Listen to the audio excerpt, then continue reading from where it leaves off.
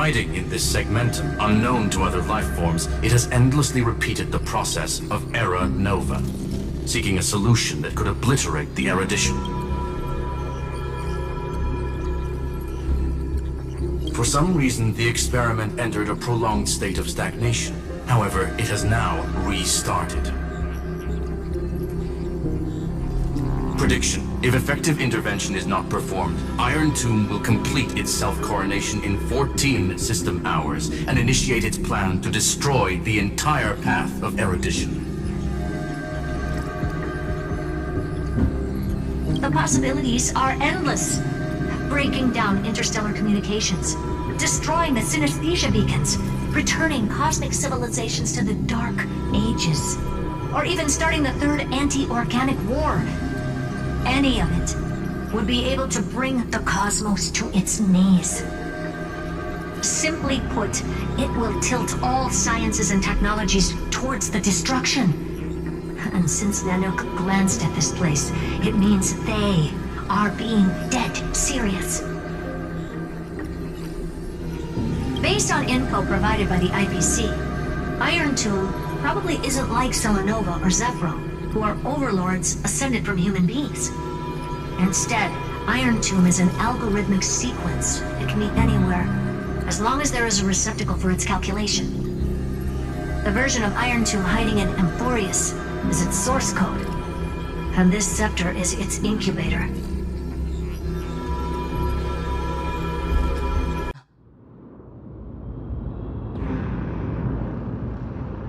"100 years ago, the flames of war consumed Okhema. The Outland forces broke through the dawn. Golden blood flowed with greed, and enemies descended with Kephali's eternal slumber, painting the holy city's walls in scarlet.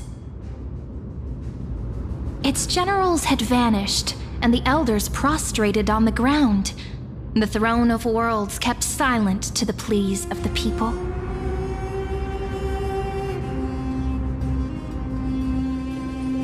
Until the heaven and earth cracked open. Not the gods answering the people's prayers, but a legion rising from the sea of blood.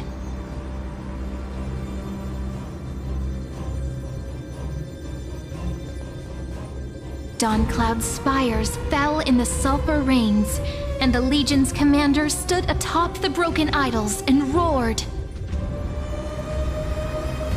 "Compatriots, no more kneeling! Not to brutal tyrants, and not to dying gods! Those rebels have twisted the prophecy and ignited the flames of war in order to stoke fear in your hearts! A Chrysos heir she stood, divine blood soaked into the earth, quelling the flames beneath her feet. Their golden blood wrote of a tragic fate. Mine shall overturn it! Her crown burned bright, outshining the fires consuming the entire city. She raised her scepter high, and the people gazed in the direction she pointed. My blood flows in you now. Heroic compatriots, follow me, and we'll seize the reins of fate. Drive the enemy from Kephali's dawn. Smother their flames with their own dead. Win glory. Win peace. Let history sing your deeds. The first to dance was a maiden following closely behind, weaving through the carnage like a fish in the sea.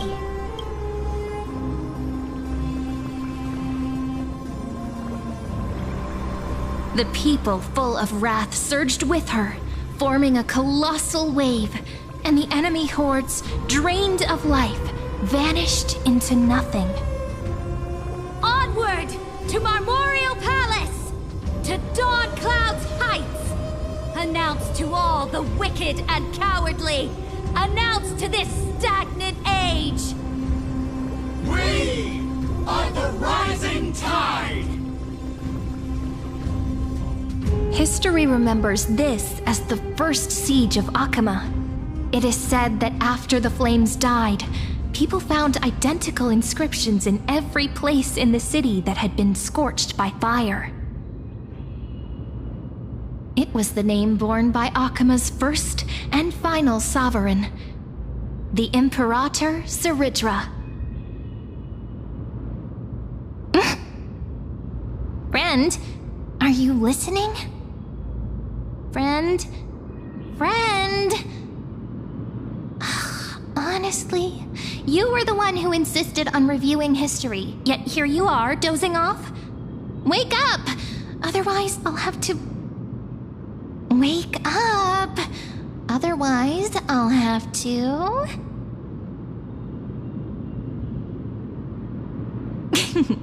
Awake at last? I guess I won't have to use my wake-up magic on you then.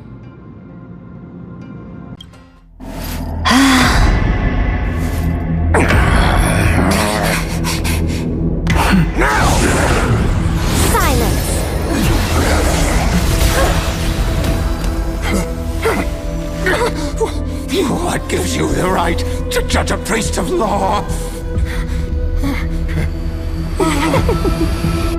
That's because... I came.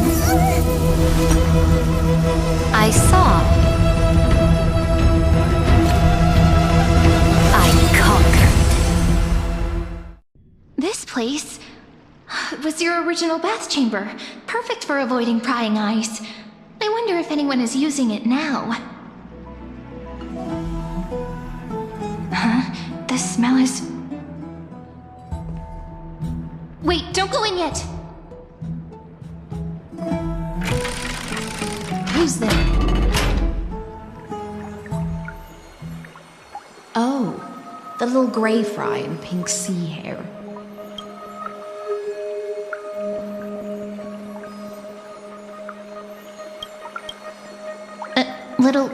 Little sea hair? You barged into here without warning. Was it an accident, or did you wish to bathe with me?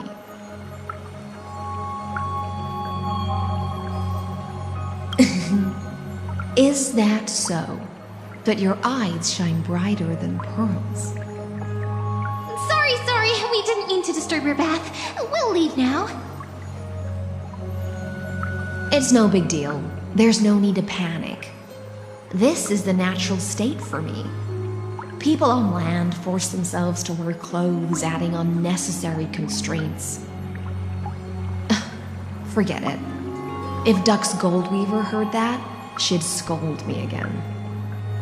All right. Please make yourselves comfortable and wait a moment. Let me first wash off the blood of the hunt, and then I'll attend to you two.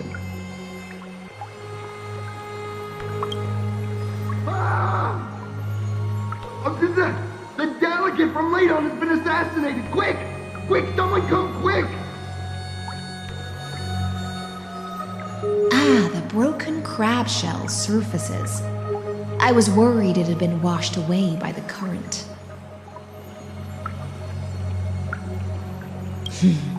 Viciousness is a form of praise to the blade. I see. No wonder there was a faint smell of rust in the air before I even entered. Why? Is it because the Ladonians refused to contribute troops to the Flame Chase journey? Or just because they offended the Imperator? Because the new era of the Flame Chase doesn't tolerate stagnant blood. For the ignorant masses who cling to outdated laws, only bloodletting can wake them up. Right now, the rebel forces on the frontier are rising, and Ladon has been secretly supporting them. They loudly chant the slogan, "Return to the Era Chrysia," unwilling to relinquish military power. They're just building momentum for the rebellion.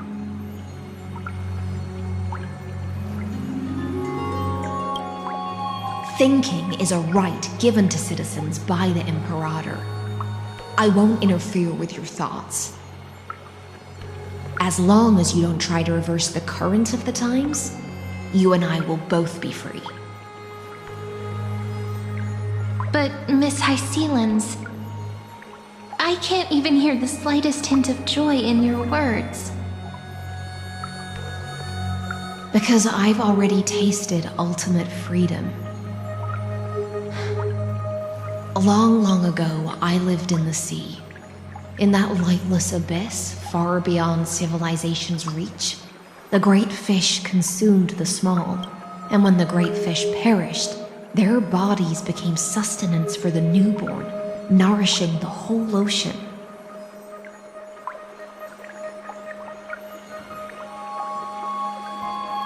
This is the tide that carries civilization forward. Anyone may be devoured, or meet the fate of inevitable decay. Are you suggesting that ultimate freedom is in fact the cruelest fate for life? I only mean that if life wishes to preserve its dignity, it must first be bound by the law. There's no need for me to say more, Little Sea Hare. We're of one mind. Whether the Imperator's law can guide the schools of fish and lead us to a truly free ocean, let us wait and see. But for now, let's pause this heart-to-heart. Another fish has come, following the scent of blood. See here? This is Phagousa's dew of divine blood, the sweetest of all the 12 bottles. On the night before such a historical event, I'd like to share this marvelous drink with the Deliverer.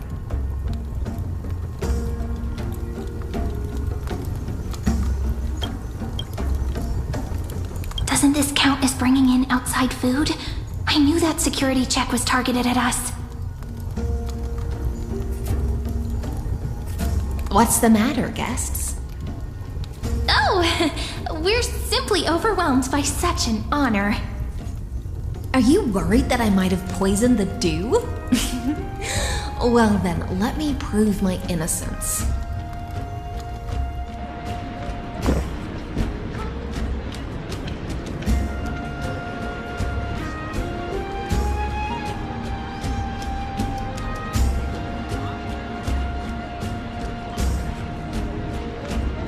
See? It's completely safe. I feel like Miss Hysilens wants to talk to us about something. Why don't we go along with her for now?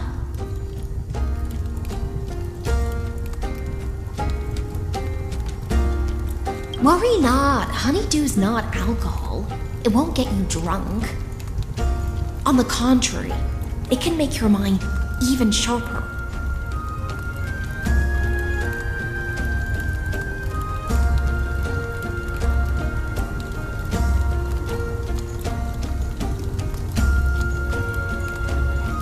Please, have a taste. Would you like some too, Little Sea Hare? I can drink it myself.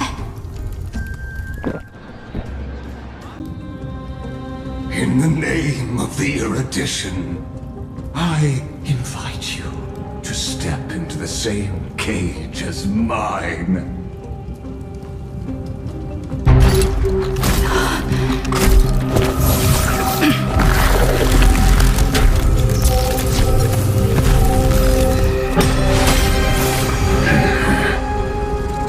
What's the meaning of this, Imperator? I did not permit you to act. A ruler is the only one who can decide their subject's destiny. But, great Imperator, what judges destiny is not the ruler, but gods. Don't forget, my realm only allows for the existence of humanity. Moreover, dealing out extrajudicial punishment equates to defying the law, and the culprit is to be sentenced to death.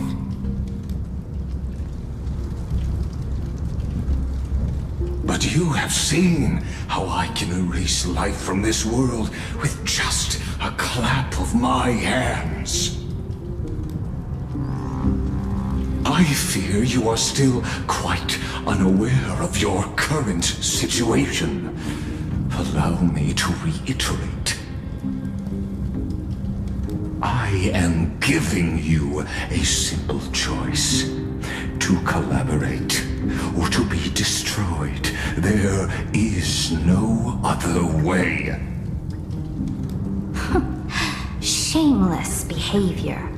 If that were true, you would have killed me long ago. You in fact cannot kill me. I guessed it the first time I beheaded you.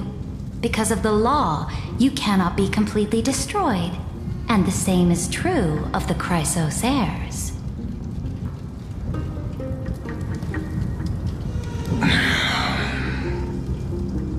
The more you bluff now, the more you are proving that conjecture to be true.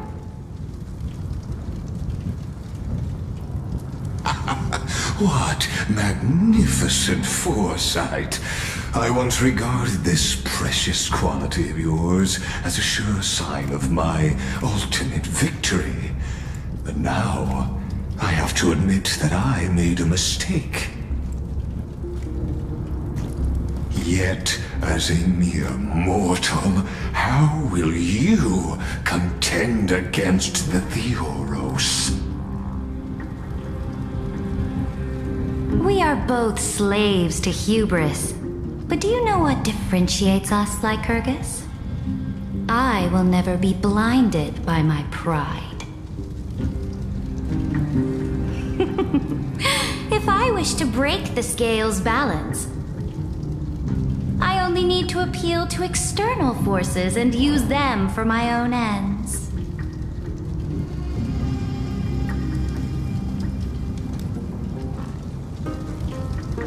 Finally, we get to meet face to face, Senior Society member.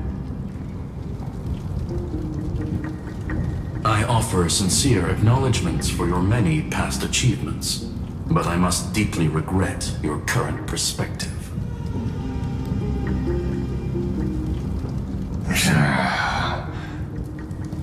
Trust me when I say that you aren't the only one feeling regret right now. Screw them.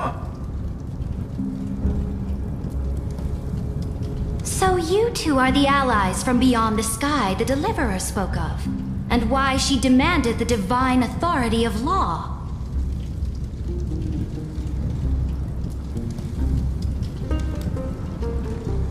Come and prove your strength to me.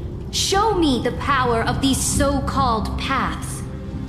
I have spent much time and effort to secure this treasure from beyond the sky just for this moment.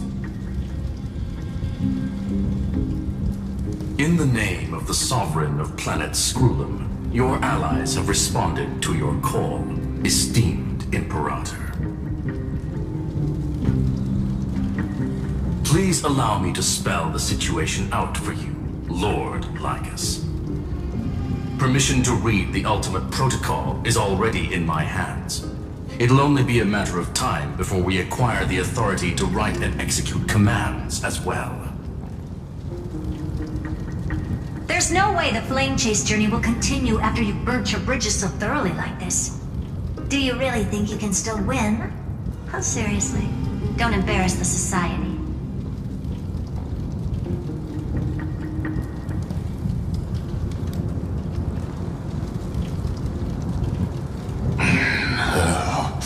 I understand that a mere zero possibility does not equate to zero. That argument is very persuasive to me.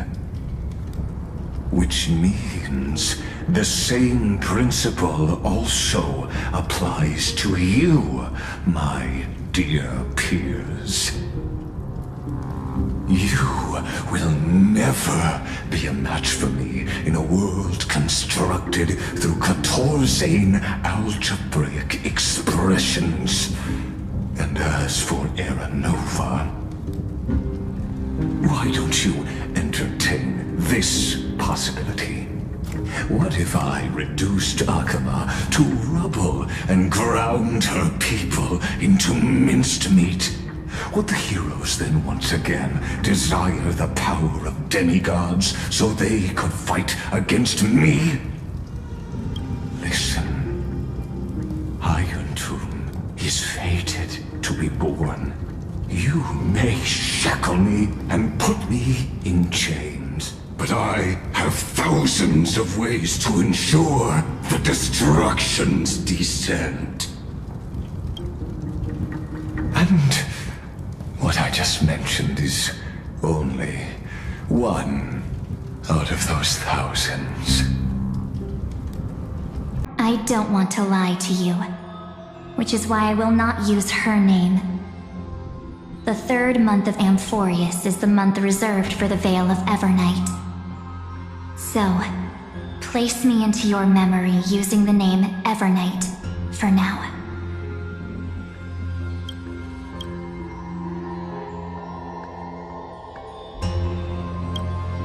I'm happy to explain more, just not now. We might have a lot of time to ourselves, but Amphorius does not have that luxury. If we do not stop erudition and destruction, then the journey you've treasured so much will face the prelude to its obliteration. A countdown not in amber eras, but in days, minutes, seconds. So, take this gift. This burning core flame. This footnote of a transaction. It contains hope, and the warmth of the entire world. Ripples of past reverie. She hid this fire in the long river of time, hoping that her wishes would transcend time to reach your hands in the future. Now, take it, and return with it, dear friend. Return to Amphorius, and overturn the final era Nova. Witness the time that stood still for the Deliverer, and the resistance that never bowed to the destiny of destruction over the long years that passed in a flash.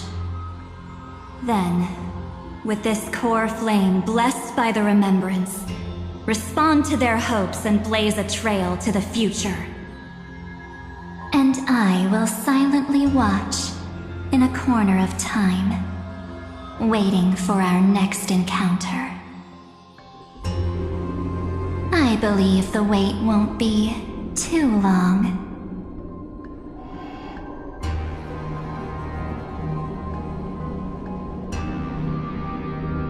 What exactly is happening?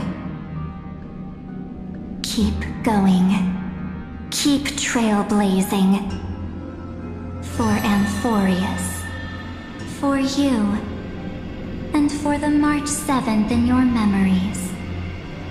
Go forth.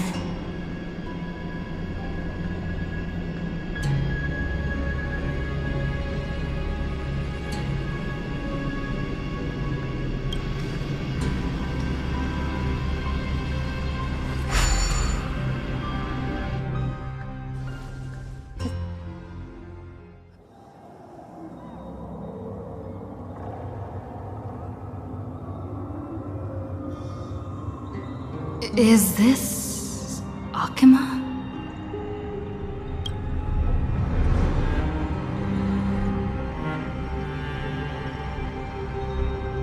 No one's here. And the dawn device off.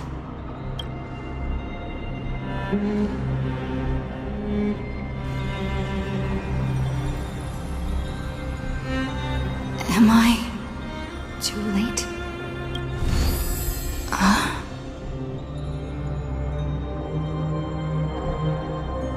Look, the scenery of the past has resurfaced.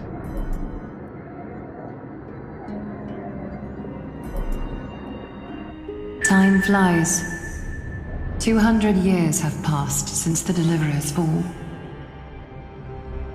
We had to return 3 core flames of law, romance, and ocean to stop Lygus, but even so...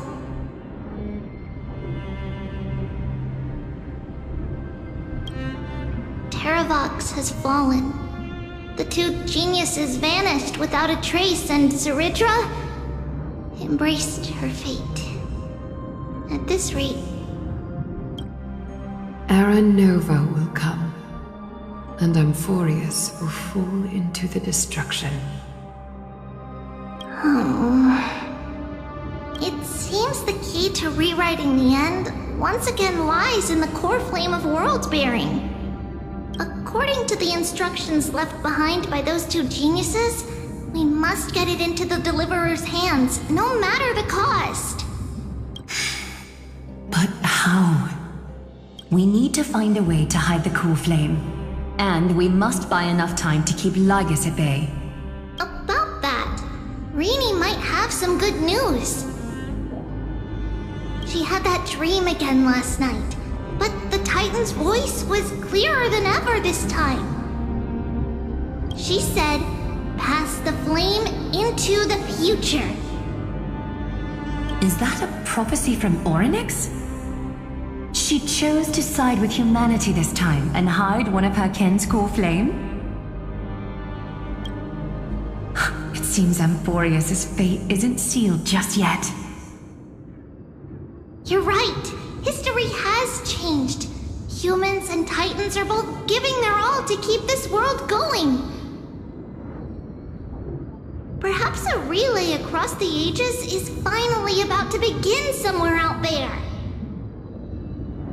Unfortunately, life will never go smoothly. Leiden's army is already at our gates, and their commander... that Lycurgus. He's right outside Okhema. Light calendar 3960. Cerydra, under the pretense of a campaign against Phagousa, sacrificed 500 Chrysos heirs to complete the trial of law.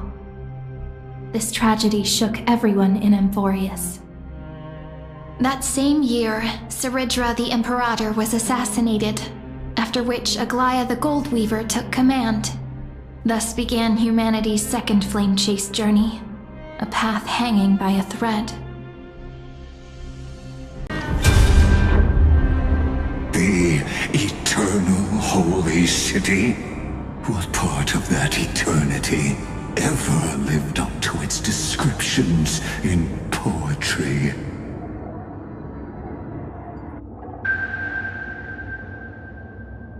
The Marmorial Palace lies in ruins. Countless mortals have perished because of your stubborn resistance. It's time you learned the cost of refusal. Now, answer my question again. Where is Kefali's core flame?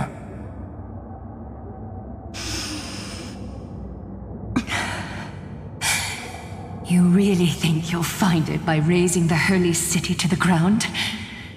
From what I see, all you'll get is dust and disappointment. Don't forget, you can't kill the Chrysos heirs mentioned in the prophecy because of law. I have never denied that. Which is why I now place my hope in the faithful citizens of Okhema. Perhaps they'll give me what I seek in the echo of your screams. Now then, I'll be cutting open your chests and using your scalding golden blood to baptize the masses. Allow me to apologize in advance. We shall start with you, blind and foolish Lady Goldweaver. Leave this to me, Lady Aglaia. You must get away now.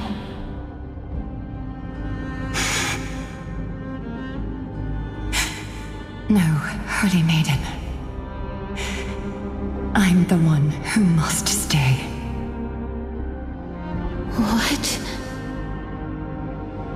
His conspiracy won't succeed.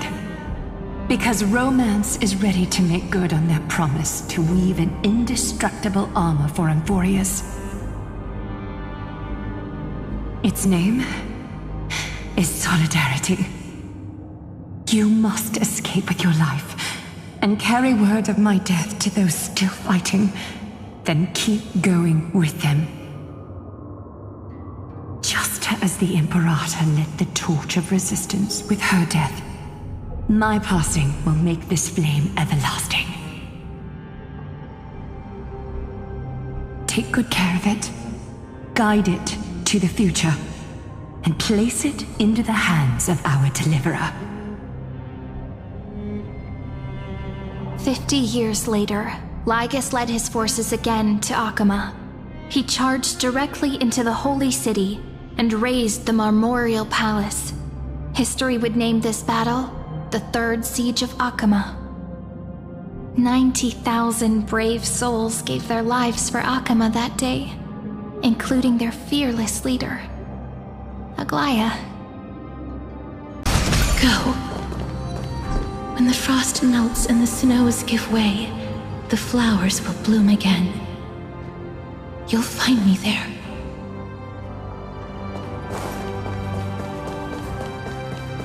So what you're saying is, Princess Homebuddy is never coming back, is she?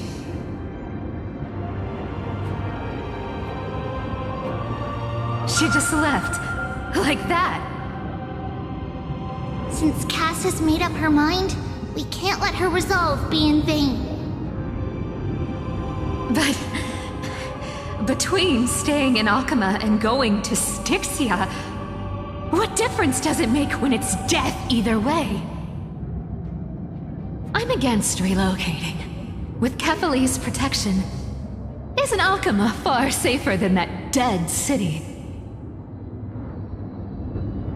Cass's plan doesn't involve any relocation at all. Huh? Like you said, Okhema is humanity's refuge. We never intended to get everyone moving to Styxia. It's just on Cass, Hysilens, and me to prepare the final trump card for the Deliverer. Wait, what kind of trump card needs all three of you demigods to throw yourselves away?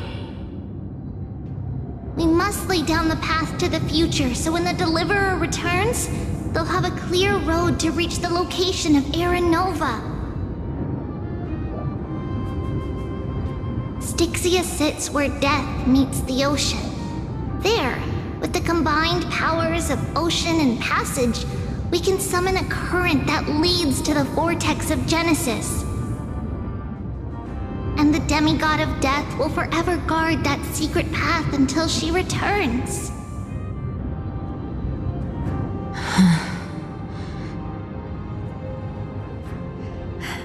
We all know Lygus will set his sights on the vortex of Genesis. That's exactly why we have to do this.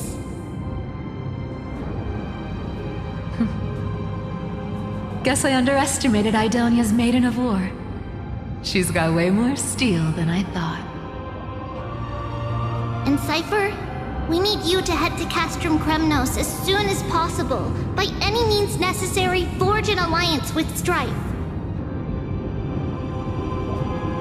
The prophesied Crown Prince has already been born. He shall become the new defender of Okhema, protecting this land after we leave. You don't need to worry about that. I just came back from Castrum Kremnos. Only a step ahead of the news. Treeby, something's flying towards Okhema, and it's really fast.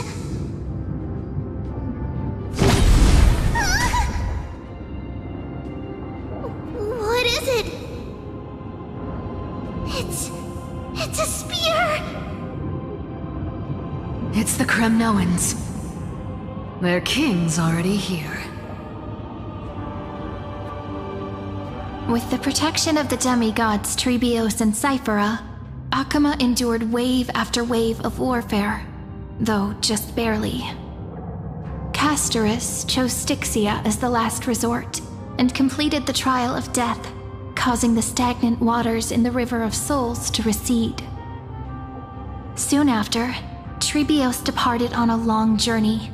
That same year, the Kremnoan king Euripon, along with his son, Prince Midamos, joined the Alliance to safeguard the Holy City in the Battle of Deliverance. Breaking me apart buys this world even one more second. Then so be it.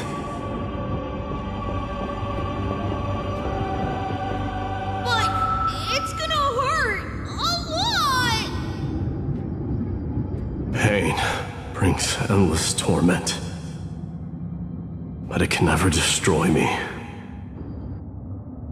I believe that you were thinking the same thing when you stepped through the gate of infinity and jumped off that cliff.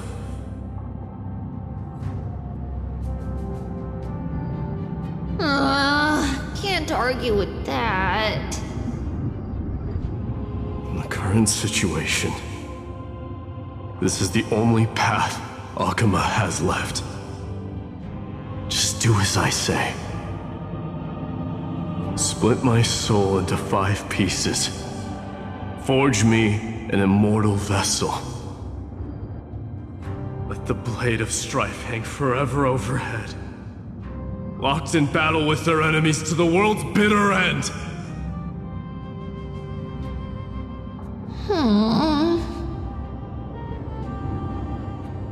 There's no need to be sad, Lady Trebios. Haven't we already taken great strides towards that promised tomorrow? In this life, my people no longer have to drown in false guidance. Kremnos has washed the blood off its fate. Emphorius no longer needs a god named Strife. So let me shatter the former laws and turn the Lance of Fury back into a weapon that protects the world. We understand. By the way, can you do me another favor? The 7 sages from Grove of Epiphany are already en route. They'll arrive in waves to join the Resistance in a couple of days. Among them is a scholar named Anaxagoras. He has extraordinary insight and fears no sacrifice. This soul-rending ceremony wasn't just my decision. It was his counsel. His wisdom will surely be the backbone of Amphoria's survival. Watch over him. Carry on this everlasting flame for me.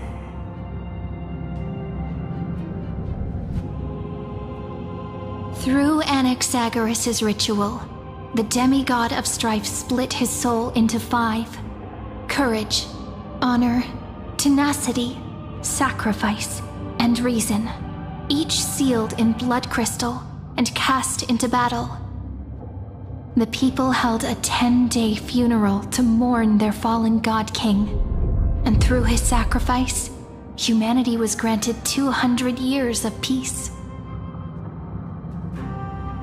That seamstress wasn't wrong when she said a lie needs more lies to keep it together.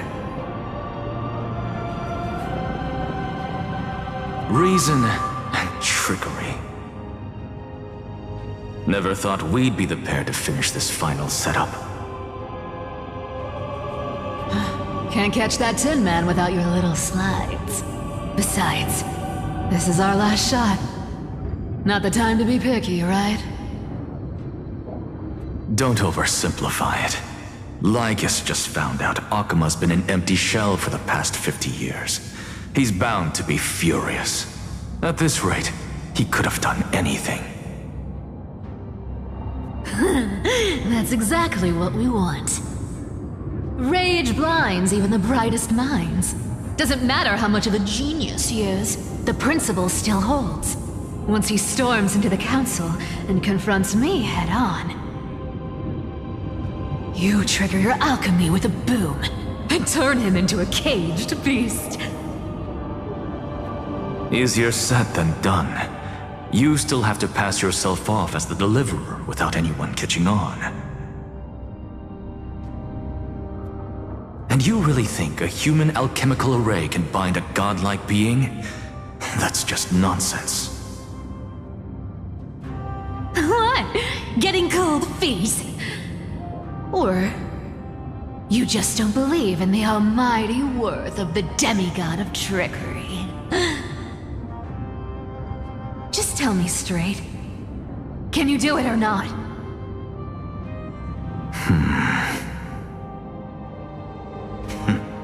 Of course I can. And it'll be child's play. But I've got two conditions. Since this is the final act, if we're doing it, we go all in. No half measures. Oh, I'm listening. First, shift the battlefield to the vortex of Genesis. It would be more convincing if the deliverer were to appear there. Besides, the vortex is cut off from the world. No place in Amphorius makes a better prison. If you pull that, wouldn't our deliverer have to face tank Lygus as soon as they come back? That clash is inevitable. All we can do is create more chances for her. And that's the second condition. The vortex belongs to Phagousa in the first place, remember? And there happens to be a demigod of ocean among the few survivors in the world. Loop Hysilens in. Let her join the final act. I'll transmute myself into a philosopher's stone and embed myself into the formula. And when the time comes, she needs to shatter me and scatter that stone's ashes into the ocean within the vortex.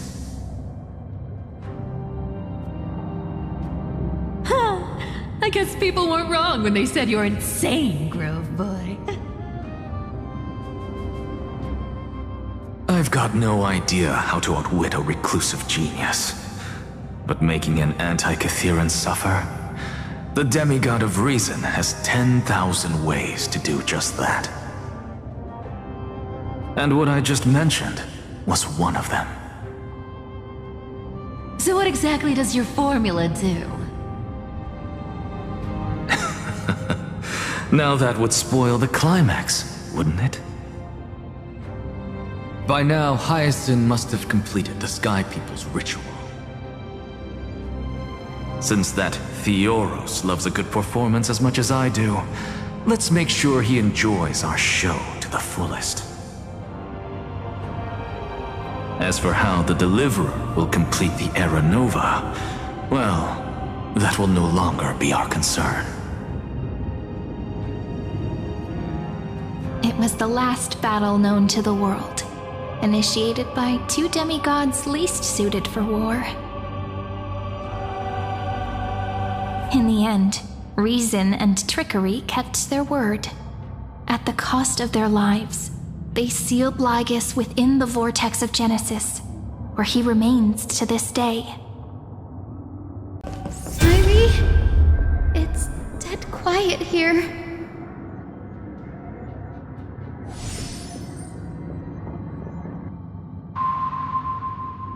Okhema will stand eternal.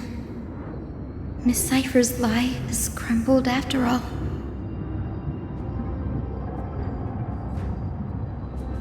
But it's all right, because all of us have fulfilled our purpose by now.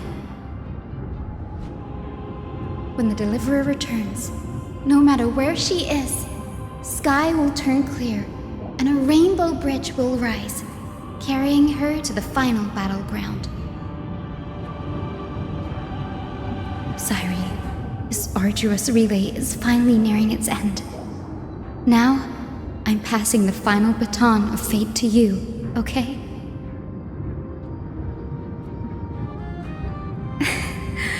No, that's not quite right.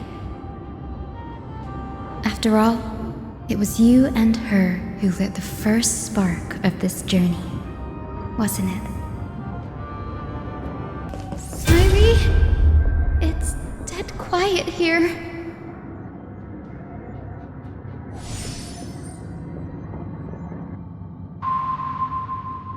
Okhema will stand eternal. Miss Cypher's lie has crumbled after all.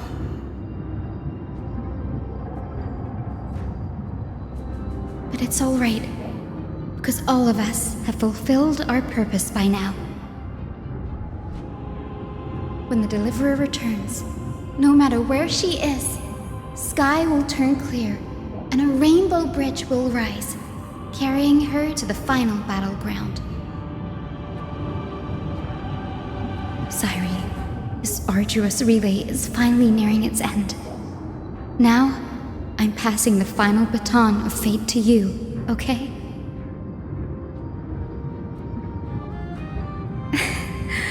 No, that's not quite right. After all, it was you and her who lit the first spark of this journey, wasn't it?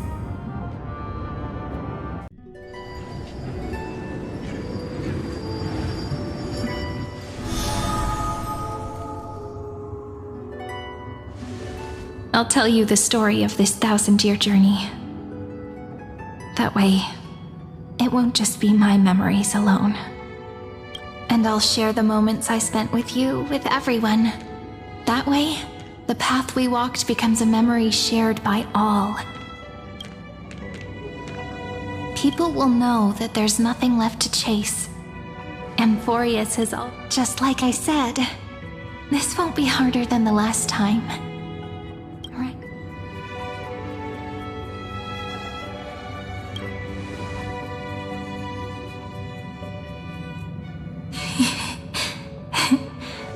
I wonder what kind of expression you're wearing right now. Probably the same as always. Calm, resolute, and brimming with confidence.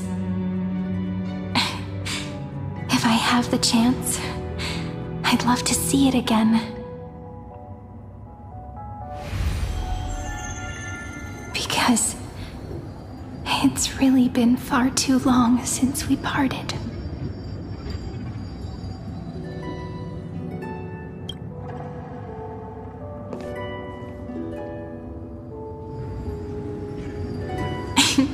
Someone as sharp as you must have realized by now that this isn't reality, but a maze of time.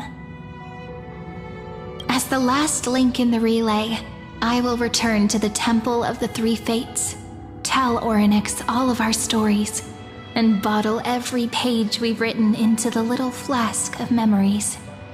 And then, may it set sail in peace, drift down the river of time along with the core flame of world-bearing, reach your side, and lead you back to Amphorius. Just like the first time we met, right? Even though this cycle has no demigod of time, time has always stood on humanity's side. This is the only way to make sure that the Era Nova won't happen before you return. And the only way I can safely entrust the completed final flame chase journey to the Deliverer's heart.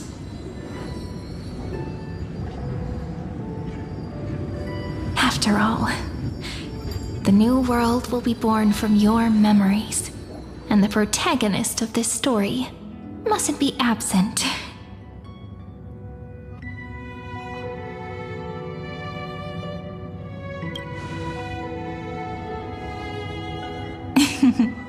I believe you will never let us down, just like always. Do you remember when Finan sent us back to the beginning? When you and I got separated? But in the end, I returned to you, carrying all that we've been through. That's what memory is. It may wear down and fade in the river of time, but it never truly leaves. When that hidden corner of the heart is stirred, the past returns even more beautiful than before. So don't worry. Let the 33,550,337th Flame Chase journey become part of you too. I've gotten a lot better at it with the experience from the last time. Next, you will head to Styxia and find the Vortex's entrance guarded by the Demigod of Ocean before charging toward the final battlefield.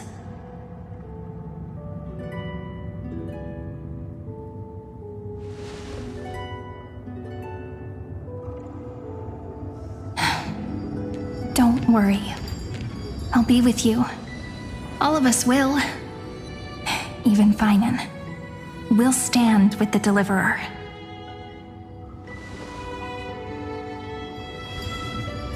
So say a short goodbye, then set off, just like we promised at the start.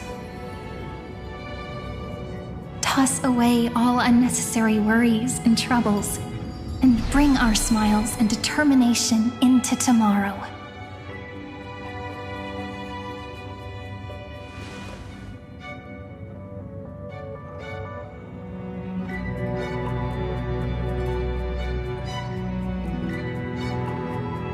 The last baton. I wonder how long you'll have to wait before passing it on to her. No matter how long it takes, it's okay. Waiting is what I do best. After all, it took 33 million cycles for her to arrive in our world. What's a few moments more?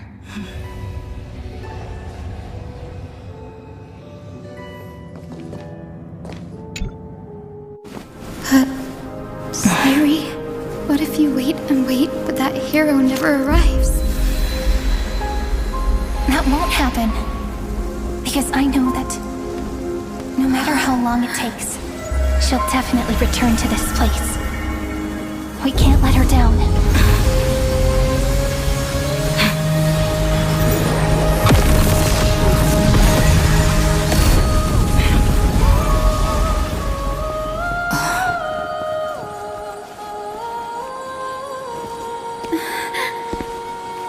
Sky shall rain rays of dawn for you. May romance be with you on your journey. And reason grant you enlightenment. Let strife bestow you with inspiration. Trickery ensure your success. Allow death to protect your soul. And at last, let passage point the way forward. Well timed. We'll remember the Trailblaze's journey.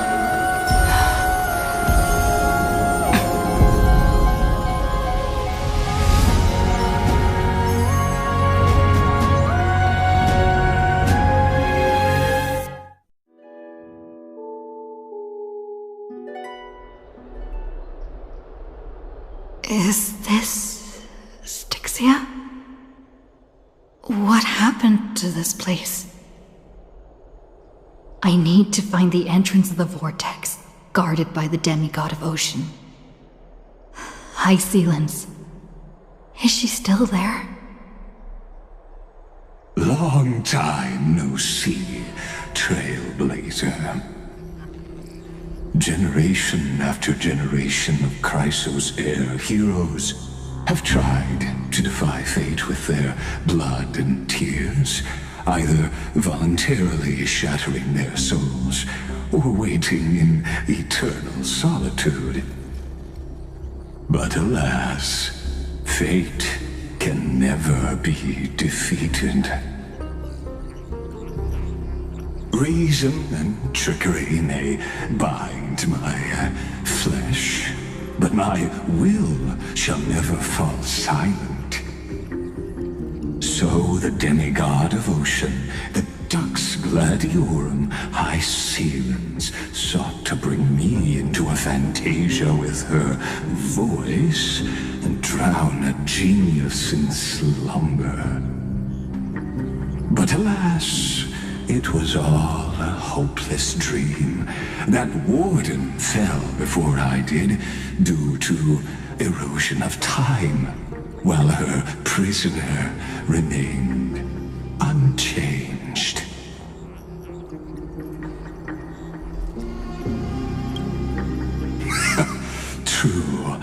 I can't leave this place, but what of it? You should have heard of this fable. In a shadowed cave lived a people, imprisoned from childhood, and chained so that their legs and necks are fixed, forcing them not to look around at the cave, each other, or themselves. Behind them is a fire, and before them loomed the stone wall of the cave. The flames cast shadows, while the rocky surface threw back echoes. To them, that false play is the whole world. Yes, I'm trapped in the cave, but I know it's all just a fleeting illusion. I don't struggle in dreams. I wait. And now, my deliverer has come to defeat me and save this world that never owed you anything. Oh, you'll need to awaken the singer here and unseal the prison called Vortex of Genesis. You'll be the one to unshackle me and bring the cave crashing down. Of course, I don't mind waiting a little longer. Let me guide you through this next illusion. One last memory from that prison warden. I hope you'll watch the stories of this Fantasia closely. Logically, the Deliverer must see the world for what it truly is. Emotionally, this memory captures the fate of everyone in Emphorius better than anything else. Only by feeling it for yourself can you understand my point of view. The meaning of destruction.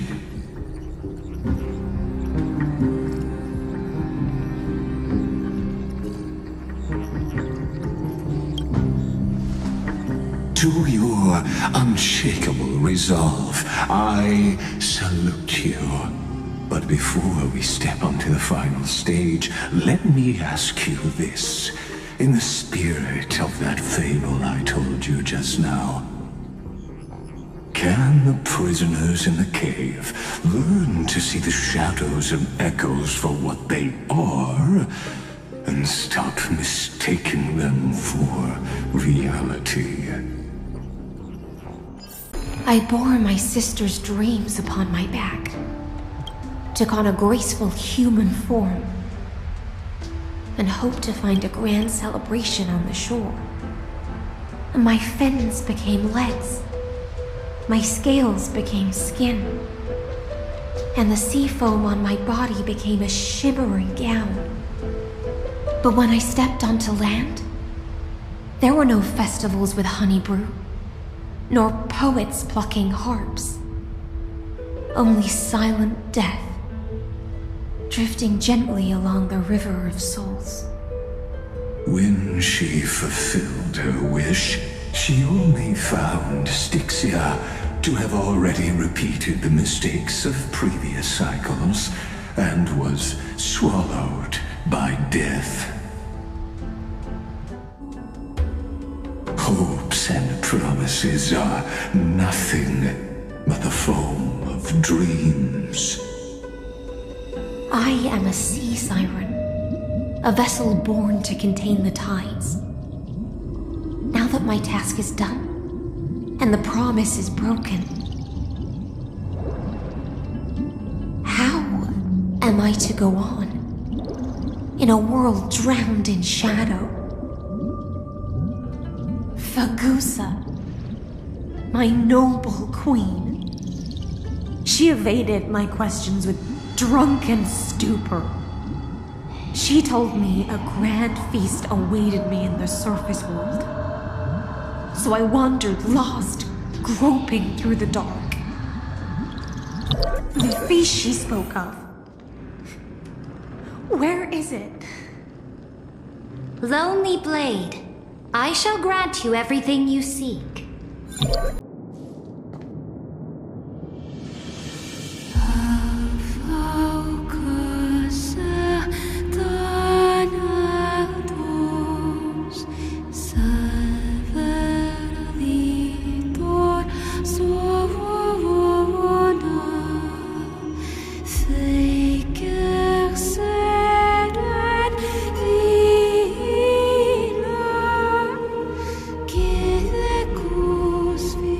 Last Demigod.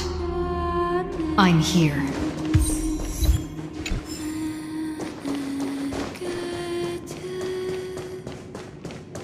Go forth, for the hopes of humankind. Go forth, for the duty of deliverance. Go forth, for the belief in Flame Chase. Go forth, for the Golden Blood's glory.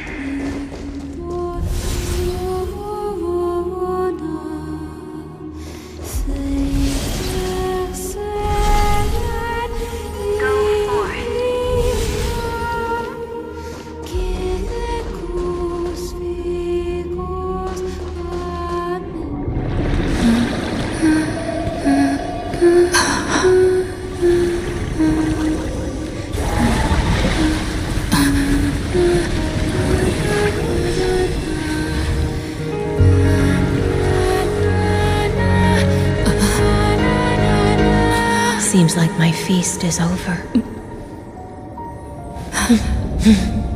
It's now your turn to perform.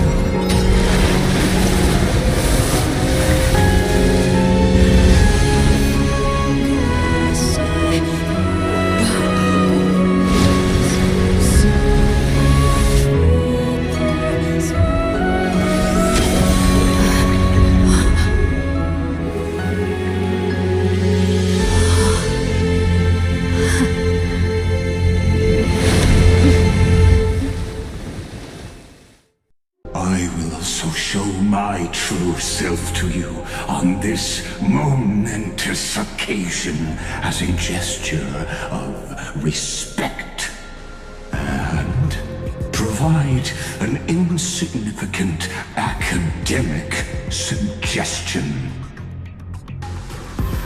Thus speaks Genius Society number 1, Zandar 1 Kuwabara. The Entelechy of the universe's Alpha and Omega. There's no need to rage against the truth. The value of any formula resides only in its answer. As for the process of solving it, no matter how elegant, violent, solemn, or humorous, it is all utterly meaningless. As the Theoros, I will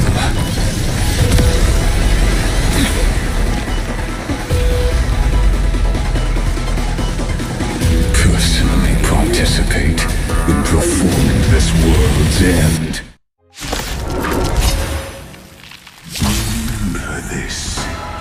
As Gnosis Creator, I know more about the death of knowledge than they ever will. Logic is not a weapon, but a pair of shackles, allowing you to shatter them. Destruction needs no introduction.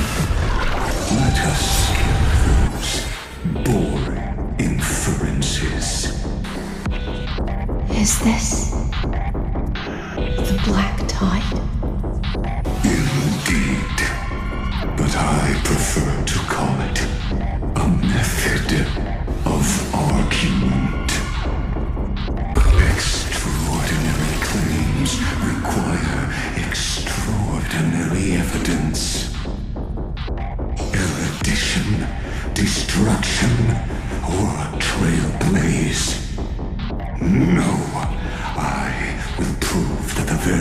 idea of paths is a fallacy.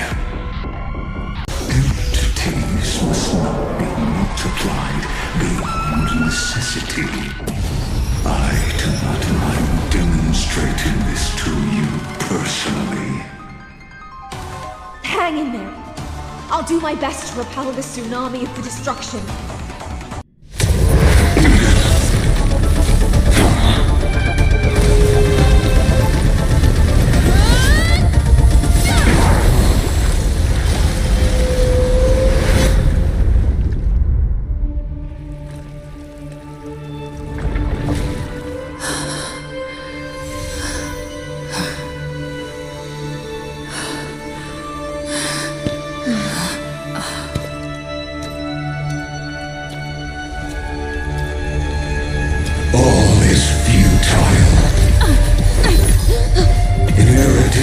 Calculations.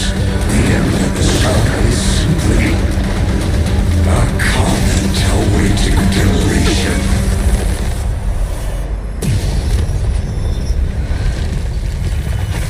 I don't like such a cold statement, okay? If numbers can decide the end of a story, then we can surely also pen a new beginning.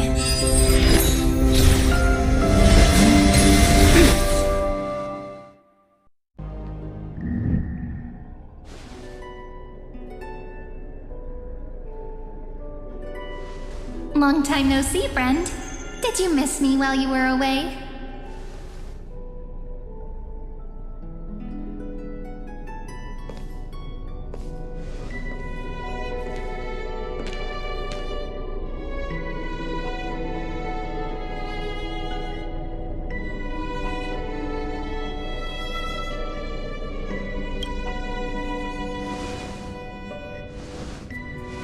Same here. I've been waiting for you for 1,000 years. Like how everyone in Emporius was also waiting for the Deliverer's return. You probably already knew about the genius's plans for that memory. I had to hide really well in a corner in time so Lygus wouldn't find me, and wait for the right opportunity.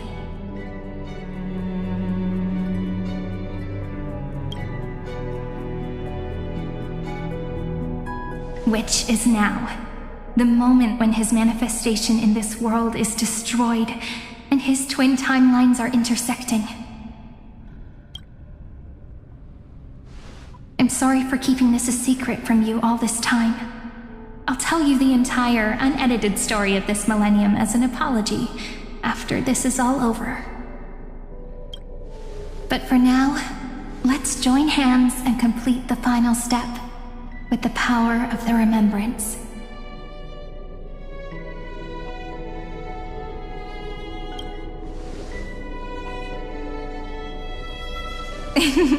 Yep. By the way, speaking of joining hands...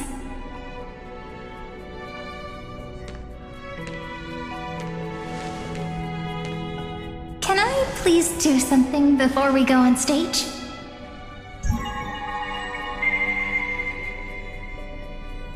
Remember the joke we made back at the Grove? Look! Aren't my hands pretty now? What a fascinating feeling.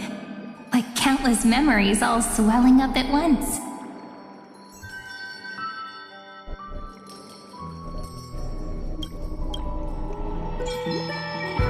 What about you?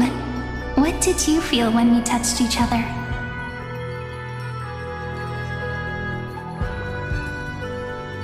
Really? That makes me really happy. If memories can move people, then it must have been a happy memory, right? Now, please remember what you're feeling right now. Write it down in your heart and keep it there. Memories you want to treasure will never fade away. Even if immersed in the long river of time, these memories will still leave traces of their existence. So, if the view in your memory ever grows fuzzy, just reach out and touch it.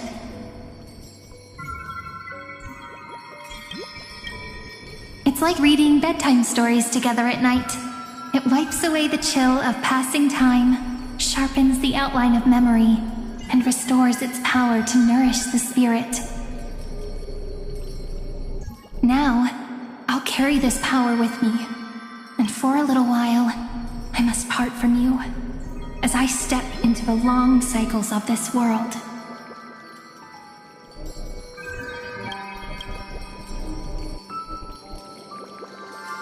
Give me your blessings, friend. Then, let that bright future be as we have written. Then, I'll leave it to you.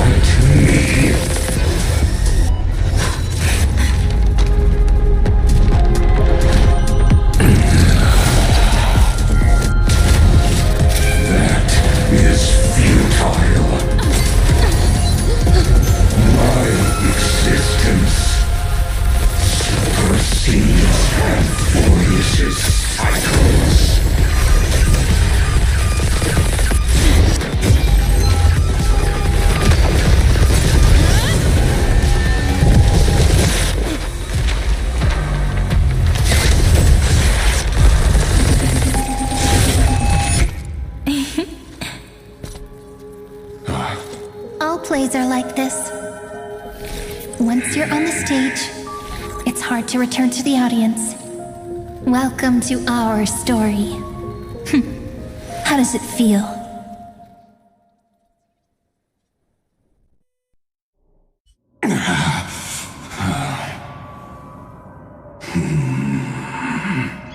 Even the authority of time cannot command the entire scepter, nor can it plunge the Amphorian extrapolation into a loop. If this was no system malfunction, then was I implanted with a mimetic entity of the remembrance? You guessed it right away. As expected from someone people call the first genius. I'm gonna keep doing what I just did if you don't stop, you know? My friend and I won't allow you to leave this memory, no matter what happens. Which means you are now trapped, Lord Zandar. An elegant idea, and an exquisite execution. Regrettably, it is you who are restrained by time, not me. Know that patience is my greatest weapon. Waiting and victory are the same for me. You will crumble before I do in this moment stretched out to an eternity, just like Kozlana will. Yet all I need to do is to wait, as yet another futile bug falls down the cliff and into the bottomless abyss. Now I'm a pink bug? My looks are seriously changing all the time. But you're not wrong. We're definitely not gonna solve the problem if we just put you in another prison. So that's why we never wanted to do that in the first place. I shall answer your confusion purely out of my respect for those who came before me. Have you heard of the synesthesia dreamscape in the Asdana system? Interestingly, that place once had a prison too. Life forms living in that environment, abundant with memoria, have a chance to connect their perceptions with each other's. Even across great spatial divides, they're able to detect shifts in one another's states. I call this phenomenon memory zone entanglement. In Asdana, people made use of that phenomenon to build a nation within a dream. After adding in the catalysts of harmony and remembrance, that is. Is that how you walked into my prison cell? Using those same principles? I would much rather call this location our negotiation table, Lord Zandar. Nonetheless, your hypothesis is correct. We happen to have an ally skilled in tuning, while the Trailblazer and Miss Cyrene both have an astonishing amount of resolve, which I'm sure you can testify to. I am also sure that with the support of such a resolute memo sprite, our conversation can last for a long, long time.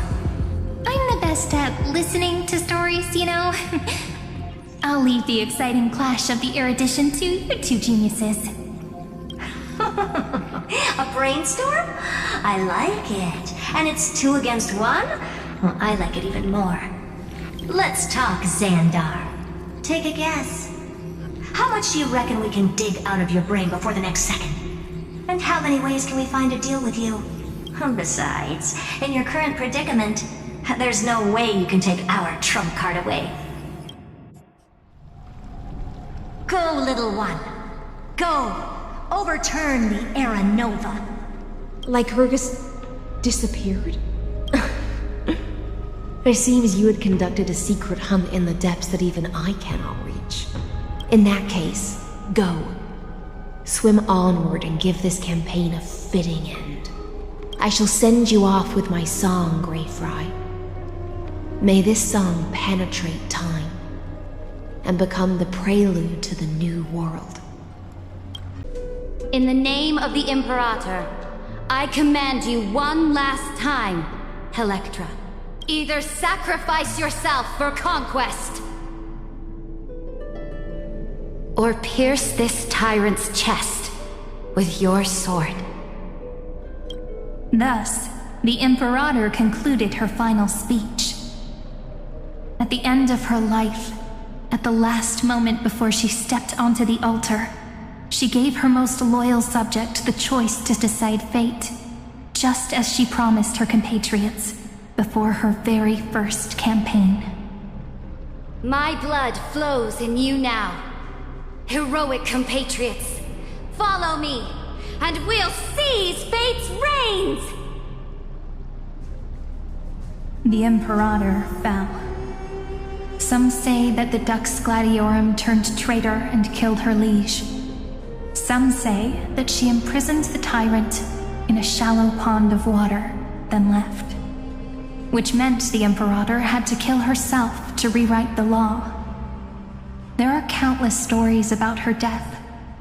All we can be sure of is when the knight left the vortex, the Imperator was still mumbling about their past conquests together. The beginning and the end of her existence. Imperator, wait! How could someone of your status come to the front lines? Let me be the flag bearer! The troops defending the pass to the west of the grove, have they surrendered? They ran as quickly as they could when they heard your name. The Golden Cocoon Pass is now in the First Legion's hands. Good. What about the Delosian militia? The 3rd Legion set fire to the mountains and flattened everything west of the basin. They just need a few more days. That is enough. We cannot afford to miss an opportunity for victory. Lastly, how many Ladonian cannons are left? They are no more. The 2nd and 4th Legions have destroyed them all. Very good. They now have no way out, no reinforcements, and no artillery support. We will be able to liberate the Grove of Epiphany in the blink of an eye. We will launch the final charge 1 quint after the curtain fall hour tomorrow. Remember, as long as the Alliance's flag still flies on my shoulders, you must keep moving forward. Take no prisoners among the enemy soldiers. All sages who resist are to be captured and tried according to martial law. And do not destroy any books. Now go! Notify the entire army! Understood! Those who are resolved to die, we salute you. Reporting in. The mountain dwellers are resisting fiercely, and the legendary Mountain Breaker has personally engaged in battle. Their formations are nigh impenetrable. Then cease our frontal assault. Send scouts to all legions and tell them to retreat into the Tritos Plains before the parting hour. What? Are you planning to surrender? It's a strategic change of plans. The seismic walking dragon is enough for that battlefield. Walking dragon? You mean that stupid beast, Terravox? What can they even do? Stupid? No. They are the wisest of all of Giorio's creations. Only they can perceive the currents of time. Let them deal with their earthly brethren. We will advance and take the lead in defeating what remains of our enemy. I will deliver the most fiery retribution for the humiliation they dealt us, and crown myself with a god-slaying wreath. Understood. I'll see to it. Those who are resolved to die, we salute you. The Temple of the Three Fates sent a letter, Imperator. They refused to surrender, and said this letter is their last warning to us.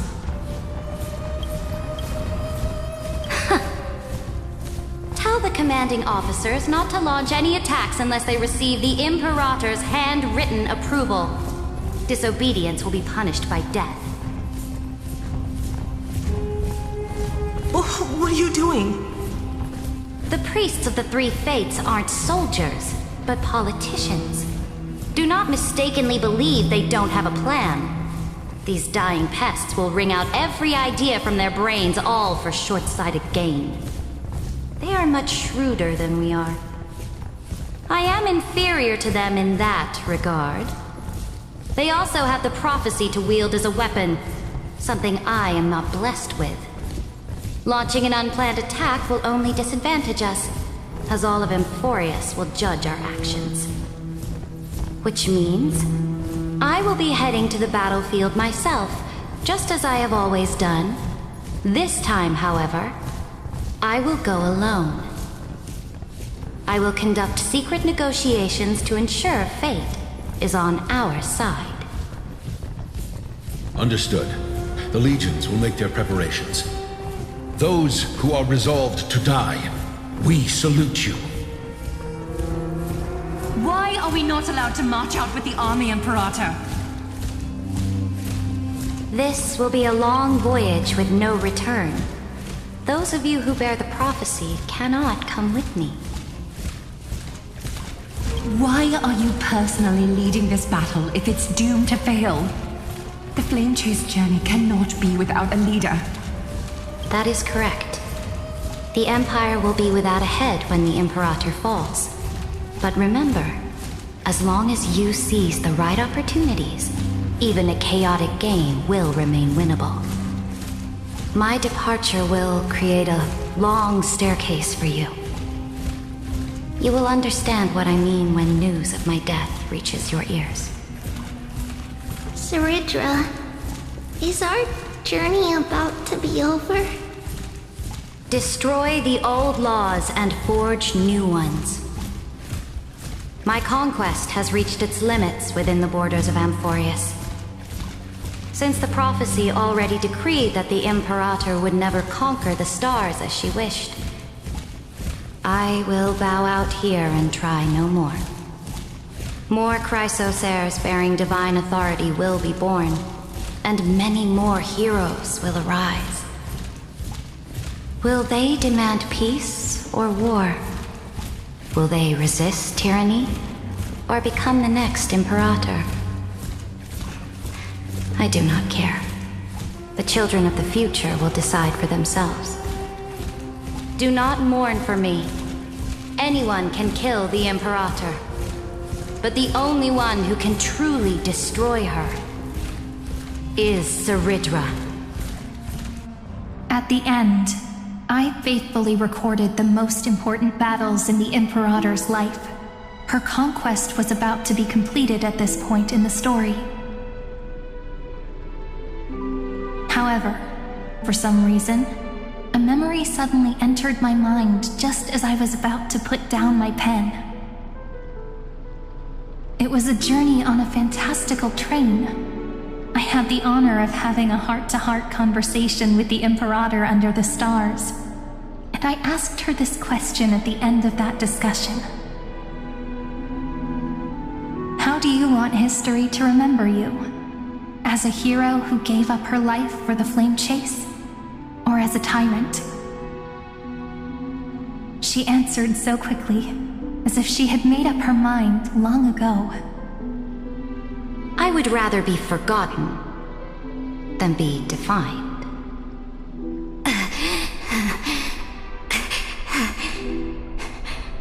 Because the law can be neither eternal nor unchallenged. And only humanity can pen laws into history's pages.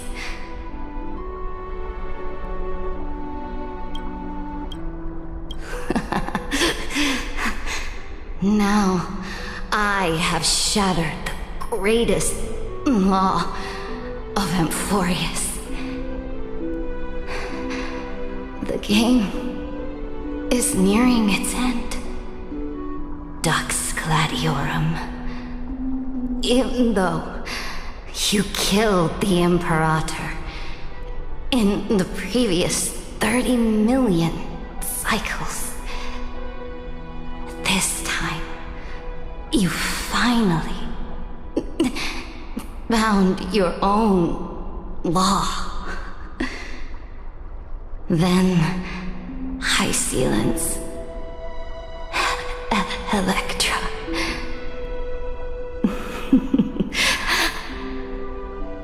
I will ask someone to deliver the prophecy's ocean at the boundaries of this world to you. Will you choose to swim into that ocean? I do not care. Do not care.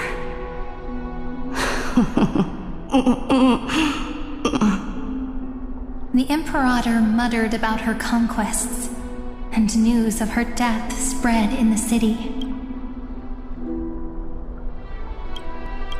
Freedom! Liberty! The tyrant is dead! Go! Shout this news in the streets! My people! My fellow elders! Do not panic. Stand your ground.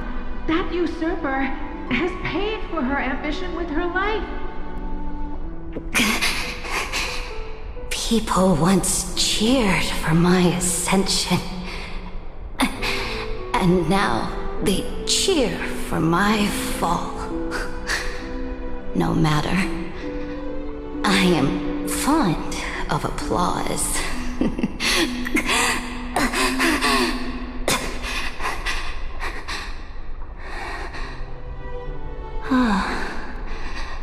I see the cosmos, the battlefield that I cannot reach. I will return in the next cycle. The stars will hear my legion's war drums, hear the great name of the Imperator. Here, Amphorius' Cerydra.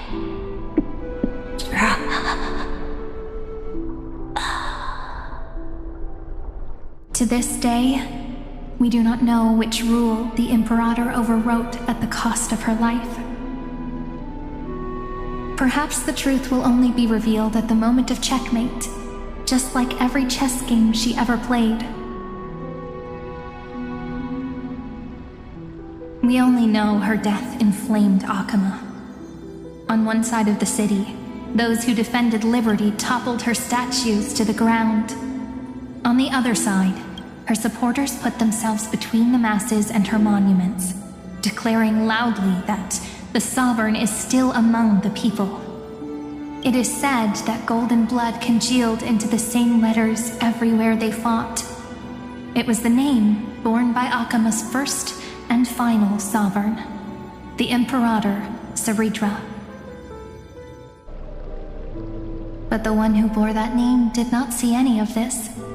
Her gaze was cast far away, and the sound of tides in her ears drowned out the people's cries.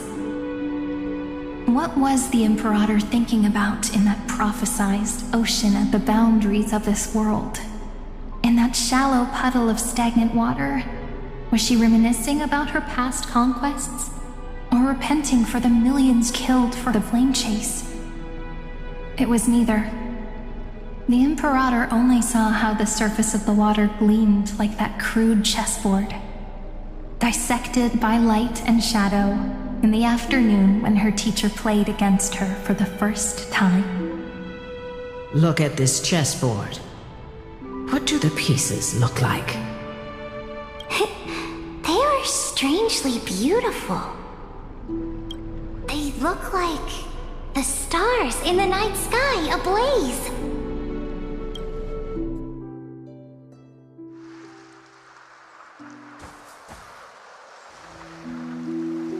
From that page emerged an ocean so vast, so pure, not a single trace of corruption. Is this Cerydra? Electra, my subject.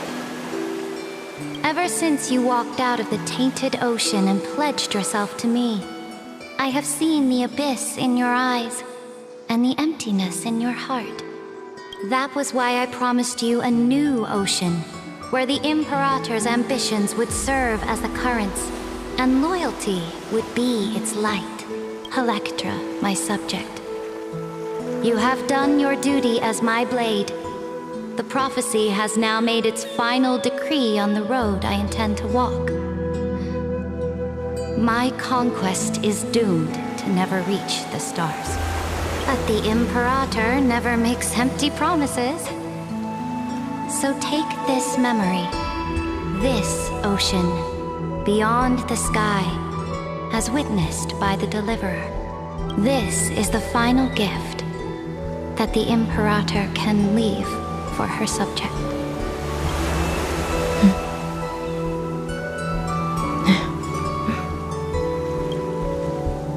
When I was still a fish in the ocean, I always felt so genuine swimming through the waters.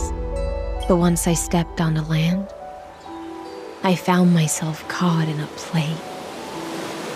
Every land dweller wore a mask in their life. So I, too, donned a costume and tried to find my role in this show. I became your blade in war and the violin strings at banquets. Do you still not get it? I do not long for the oceanic depths of my homeland. Nor do I crave the swelling seas beyond the sky. Perhaps even I don't know what I want. I still don't know where I should swim to even at the end. But I know one thing right now. A fish is simply a fish. And she can never leave the ocean she's in.